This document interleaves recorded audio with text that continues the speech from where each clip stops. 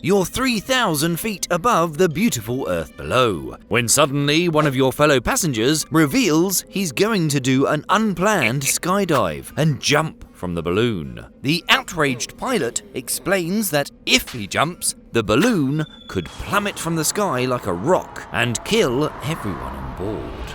This scene played out in real life in 2024. But wait, don't they drop sandbags to make the thing rise in the first place? How could dropping some weight from an already airborne balloon possibly cause the floating vessel to plummet to the ground? Let's explore the physics of this phenomenon. I'm Stu, and welcome to Debunked. Let's start at the beginning. Hot air balloon, pilot, and passengers are all safe and stationary, patiently waiting on terra firma while safety checks are carried out. We've got a bit of thinking time. How does a hot air balloon work? It consists of three core components. The envelope, which is the big colourful fabric part that most of us call the balloon. The burners, which aren't wildly different to the burners on a fancy barbecue, essentially a fuel tank, a pilot light, and a burner head. And the basket, which is, well, a big wicker basket. The entire vessel is initially laid out horizontally and filled with air at atmospheric temperature using a fan. The air inside the envelope is then heated when the pilot fires the burners. As the air heats up, its molecules move faster and spread out, decreasing the air's density. This warmer, lighter air is more buoyant and rises towards the top of the envelope, and cooler air slips out of the open mouth at the bottom. The envelope inflates. We'll come back to buoyancy in a moment, but first there's an important side note, so pay attention. We have an atmosphere because gravity acts on the gases that make up the air, pulling them towards the Earth's surface. What we call atmospheric pressure is the force per unit area from the weight of air above. Picture a column of air extending upwards through the atmosphere. As you move higher, some of the air that was above you is now below you. So the column of air overhead is shorter and weighs less, and the pressure is lower. This is true even at fairly small scales, like the distance between the top and the bottom of a hot air balloon. Now, the rate at which air pressure decreases as you move upwards depends on the density of the air. The less dense the air is, the more gradually the pressure decreases. Because the warm air inside the envelope is less dense, the air pressure inside the envelope decreases at a more gradual rate with height compared to the cooler air outside. The result is that even though the air pressure at the envelope's mouth is the same as the ambient air pressure, the pressure at the top of the balloon, its crown, is a tiny bit higher than the pressure outside. This slight pressure difference, known as overpressure, helps keep the balloon puffed up. Okay, so we've got ourselves a nice upright, puffed up balloon. How do we get it off the ground? To understand the principle at the core of this, let's do a little experiment. But before we do that, unlike skydiving out of a hot air balloon, learning to code doesn't have to be daunting. Especially if you start with today's sponsor, Boot.dev, who will make the leap feel safe, structured, and even fun.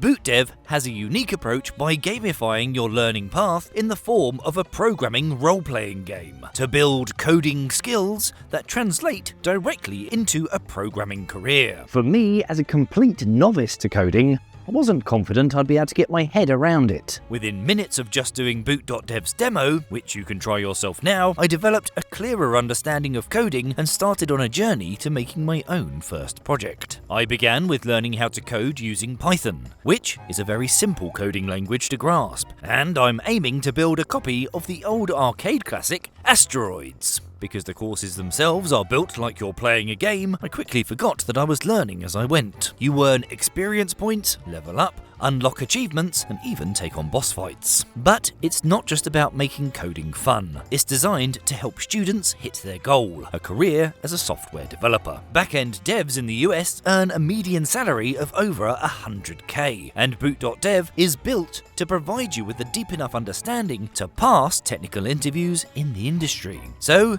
if you've ever thought about jumping into tech, don't just leap without a plan. head to boot.dev. Try it out for free, and if you use my code or scan on this QR code, you'll get 25% off your first year. Right, let's get back to our baffling balloon brain teaser. If you've watched our recent video on sinking ships, you might remember the concept of buoyant force and the following famous principle courtesy of Archimedes. An object submerged in a fluid experiences an upward force equal to the weight of the fluid it displaces. Let's take this 16-pound bowling ball. If we drop it into the water, what do you think will happen? Yep, it'll sink to the bottom.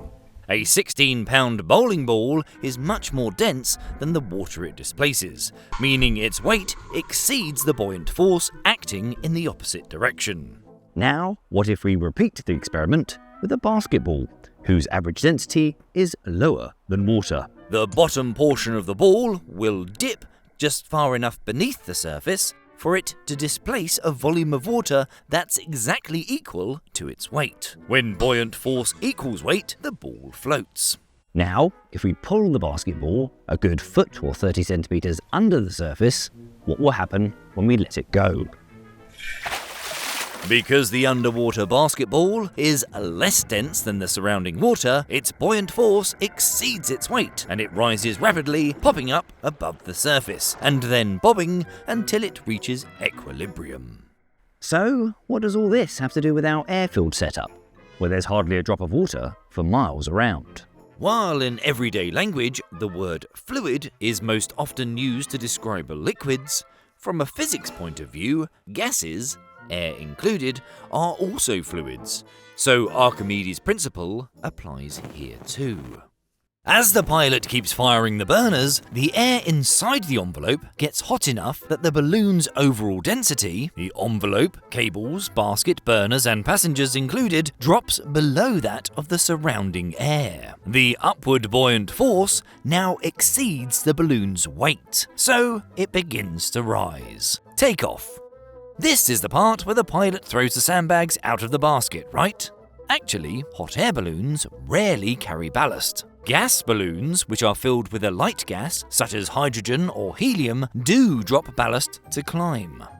Back to our hot air balloon. We're rising. If the pilot wants to increase the speed of ascent, they simply keep firing the burners. So, what do they do when they've reached their desired height? Well, there are two options. Option 1. You can stop heating the air. As heat escapes to the surrounding cooler air through the envelope, the hot air inside slowly cools and becomes more dense, reducing the buoyancy of the balloon. This will slow the balloon's rate of ascent until equilibrium is reached, when buoyant force and weight are equal. If the air inside the envelope continues to cool, weight will begin to exceed buoyant force, and the balloon will descend. Option 2. This is useful if you want to halt your climb or begin your descent more rapidly. To do this, you can expel some of the hot air from the balloon, a process known as venting. At the top or crown of the balloon is a hole, and that hole is covered on the inside by a disc-shaped piece of material called the parachute. Together, the crown opening and the disc of material that seals it are known as the parachute valve. The pilot pulls a cord that draws the parachute down into the envelope slightly, opening the valve and allowing hot air to escape. Cooler ambient air is drawn into the envelope at the bottom, replacing the vented hot air and lowering the average temperature of the air in the envelope, thus increasing its density and decreasing the balloon's buoyancy. Now we've got to grips with how we make a hot air balloon go up, and crucially, for the purpose of this video, how we make it go down. It's time to start talking skydiving. We'll start by assessing the question in general terms. Is it possible for someone to safely skydive from a hot air balloon? Yes. Not only is it possible, it's pretty routine. People do it all the time, with no adverse consequences. So why is the pilot in this video so incensed? First of all, there are strict regulations about who is able to skydive, and under what circumstances. And without following the correct procedures, the skydiver is putting the pilot in a dangerous legal position. Secondly, and crucially, the pilot must have the balloon fully prepared for somebody to jump from the basket. We know that the buoyancy of a hot air balloon depends on the difference between the buoyant force acting upwards and the weight of the balloon acting downwards. Jumping out of a balloon will obviously reduce its weight. If the balloon is already rising, reducing its weight will cause it to rise more rapidly. As we've already established, the pilot has the option of venting the balloon to let some of the hot air out. So, where's the danger? Well, do you remember the important side note from earlier? We said that the slight overpressure inside the top of the balloon helped to keep the balloon puffed up. This same pressure difference between the inside and outside of the top of the envelope also helps the parachute valve to seal properly after the pilot has vented some of the hot air. After the fatal crash of an amateur-made balloon in 2023, a UK government investigation into the cause of this incident helps explain our problem. With an increase in the rate of climb comes a corresponding increase in the pressure on top of the balloon envelope and above the parachute. The faster the climb rate, the higher the pressure. This change in pressure has nothing to do with altitude. As we've already seen, air pressure decreases with altitude. During a rapid ascent, air above the balloon is brought to rest at the crown. As a result, the pressure there rises by an amount roughly equal to the dynamic pressure of the oncoming flow. As this pressure increases, the difference between the air pressure above and below the parachute valve decreases. To slow a rapid ascent, you're going to need to pull the parachute down into the envelope to open the valve and release some of the hot air. The problem is that the increase in external pressure at the crown of the balloon caused by the rapid ascent results in a decrease in the distance the parachute can be pulled into the envelope before it reaches the stall point. The word stall perhaps doesn't do justice to just how dangerous this is. If you stall a car, you simply start it up again. If a plane has a wing stall high above the ground, the pilot will pitch the nose down to recover. What stall means in this context is that due to the loss of overpressure, the parachute is now no longer able to snap back into place and seal the valve at the top of the balloon. This leaves an open hole at the crown, through which the hot air will escape unimpeded. The hot air inside the balloon is the only thing keeping us aloft. If you lose your hot air, you drop. If a rapid ascent like this can cause a stall, we need to avoid it at all costs. Surely the solution is simple though. The pilot should vent a large quantity of hot air immediately, preventing the rapid rise from occurring. Yes, venting hot air is, as we've established, how ascent can be slowed and/or reversed. However, as we've noted before, rapid ascent reduces the distance the parachute can be pulled into the envelope before a stall occurs. According to the AAIB, very aggressive venting of the balloon should be avoided in general. Strong, repeated, or extended use of the parachute to vent hot air reduces the internal pressure, elongates the envelope, and can cause the parachute to stall. If the pilot does not pay close attention to the parachute in this circumstance, deflation of the envelope can be rapid, causing a dramatic loss of lift.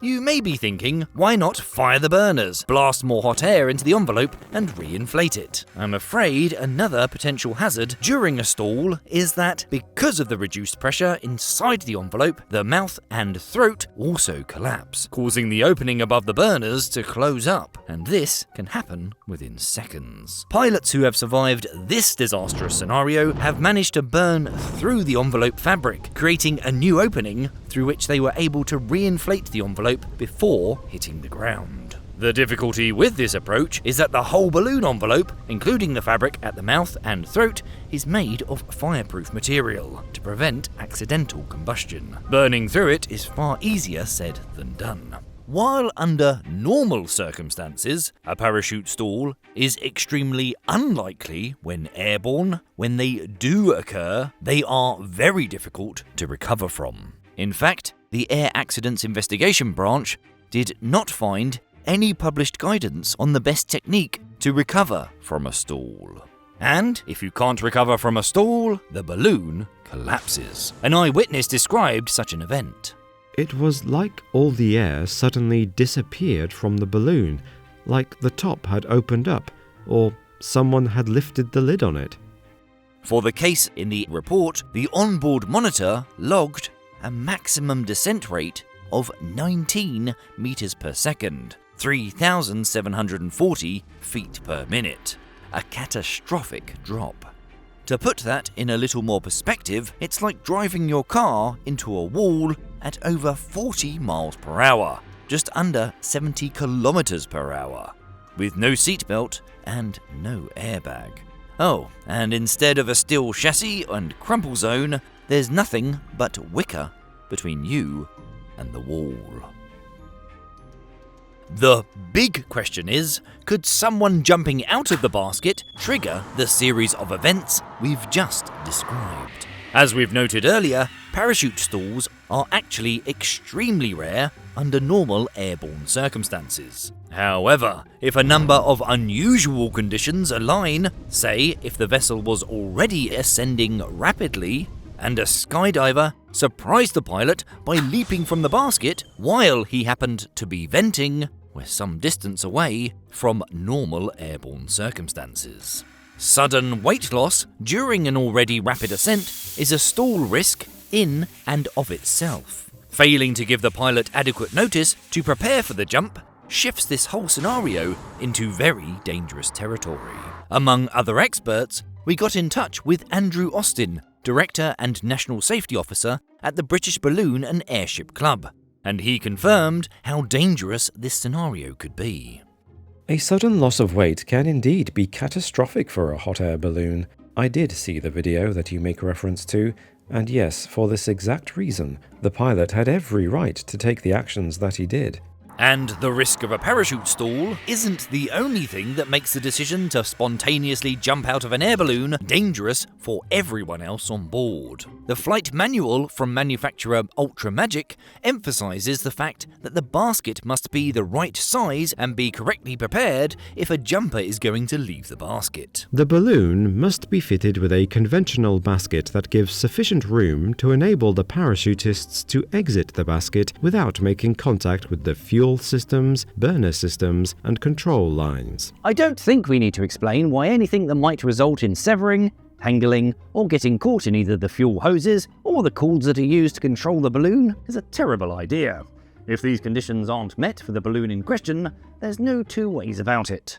No jumps. If shedding weight while airborne could potentially lead to such a deadly outcome, how are balloon skydives routinely made thousands of meters, and even more thousands of feet, above the ground perfectly safely? The most important factor is quite a simple one. The parachutist jumps out of the basket when the balloon is descending at the correct velocity and never when it is ascending. The flight manual from balloon manufacturer Cameron Balloons recommends establishing a descent rate and increasing the rate in line with the number of persons exiting the vessel. Thanks to Archimedes, we know that if a balloon is descending, its weight, acting downwards, exceeds the buoyant force acting upwards. When a skydiver jumps out of the basket, the overall weight decreases, meaning there is a smaller force pulling in the opposite direction to the balloon's buoyant force. The result, depending on how the two forces balance out, will be either a slower descent if weight still exceeds buoyant force, or a change from a descent to a safe ascent if buoyant force exceeds weight. Note the use of safe in the previous sentence. The whole point of the manufacturer's recommendations is that descending at these speeds prevents the kind of dangerous climb rates we want to avoid. In conclusion, with the proper preparations, hot air ballooning and skydiving alike are safe, enjoyable hobbies. Ultimately, when it comes to this sort of balloon-borne quandary, there's a rule of thumb that a would-be jumper can use here to make sure they remain safe.